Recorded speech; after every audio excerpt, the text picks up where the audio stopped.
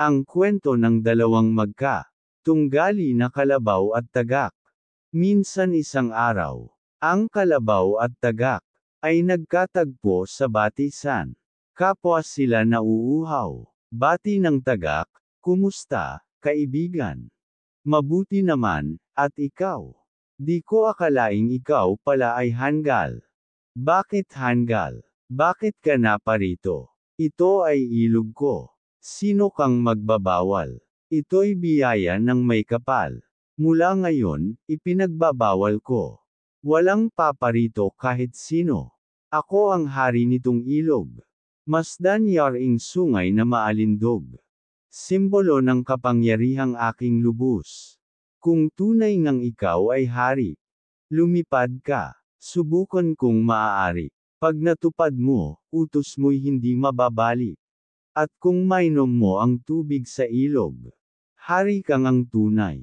Dapat kang mapabantog.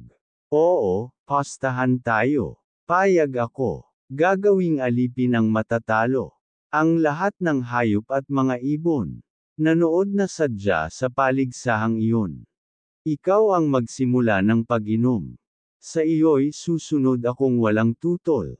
Sabi ng tagak na mahinahon.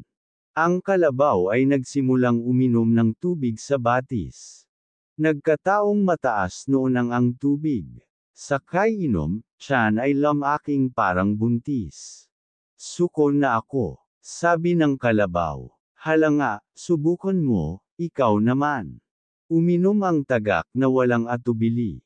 Nagkataong nooy ang ilog ay kumoonti. Nakita ng kalabaw na kakaunti na ang tubig. "Nanalo ka." Karakarakay siyang sambit. Mula noon mapapansing sa likod ng kalabaw. Dumarapo ang tagak bawat oras araw-araw. Ang kalabaw ay kanyang pinarusahan. Pinag-aararo ng tumana, maghapunan. Samantala siya'y nakaupot nagbabantay.